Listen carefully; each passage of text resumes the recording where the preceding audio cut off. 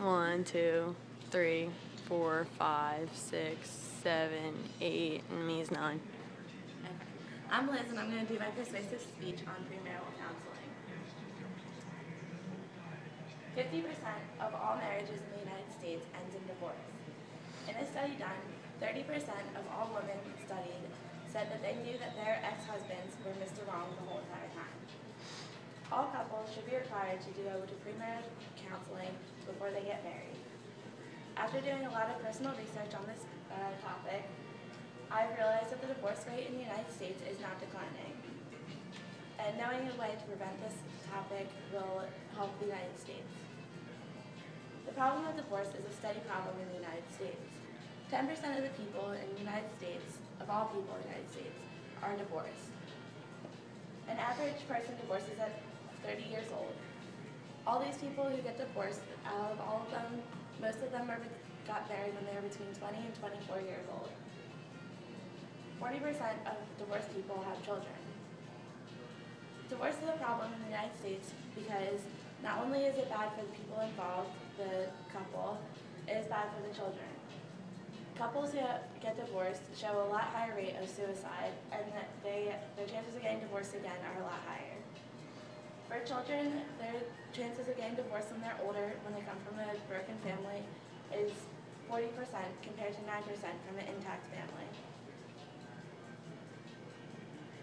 There are many causes for divorce, and divorce can happen when, like a few years after marriage, or a lot of years after marriage. Research proves that communication is one of the top reasons for divorce. People don't talk about what they expect from the marriage before they get married, and when they do get married, these expectations come into play, which is the reason for divorce.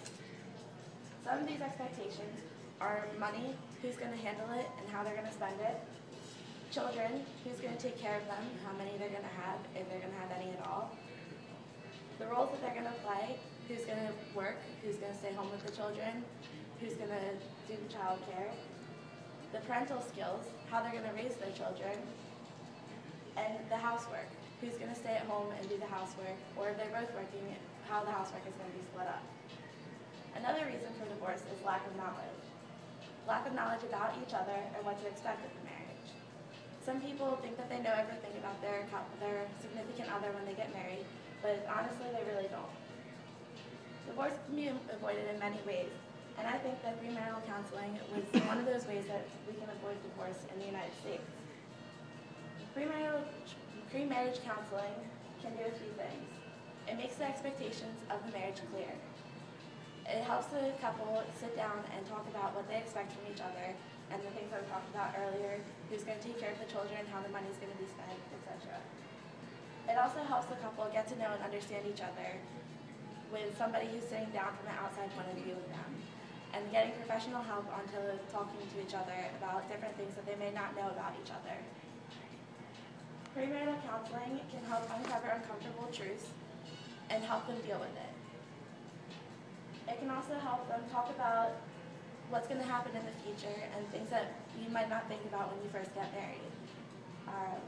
Things that are traumatic to the relationship and how to deal with them in the future. And it also helps them become more comfortable with future counseling if it's needed. Sometimes counseling is needed in someone's life, and some people are too scared to go to counseling. So premarital counseling, if it's required, can help people realize that it's not a bad thing, it's actually a good thing. In conclusion, to solve the problem of high divorce rates in the United States, pre-marriage counseling will be beneficial for all. It will help the divorce rates go down and couples to actually think about what they're doing before they get married. It will help them make their expectations clear and understand each other a lot better. With 50% of all couples in the United States divorcing, it's a scary thought to even get married these days. The more we can do to prevent divorce, the happier everyone in the society will be. Woo. Now we... All right. I think your people ask questions. Yeah. Michael? Me? Do you have a question, Mike? Yeah. I completely forgot about PowerPoint. I think you answered all of them, actually. I have none. Jess, What? Questions? I can't think of anything. Hit the nail on the head. Working on it. Where would one go to find premarital counseling? There's actually, in psychology, there is a field for marriage and counseling for marriage. So someone can just, if you type in Google premarital counseling, you can find there's a bunch in the area. And do you have to be certified to give someone premarital counseling? There's a lot of ways that you can go about premarital counseling. Usually it's certified psychologists, but a lot of times it's also, I know if you're getting married in a certain church, they make you go through the counseling with the priest that is going to marry you so that he knows that you're okay because divorce isn't accepted in the church as much. Okay. Okay, you have a question? What did you say was the most common age for couples who are married at to get a divorce? People who are married between the ages of 20 and 24 have the highest risk of getting married when they're older, which is kind of Can divorce. interesting because it's a lot higher than people who were married before the age of 18, which is a weird statistic. But So you're saying people who get married before 18 have a less higher rate of divorce than people who get married between 20 and 24? yeah, And what about people after 24? I mean, people who are 30, they have a really good chance of not getting divorced. See?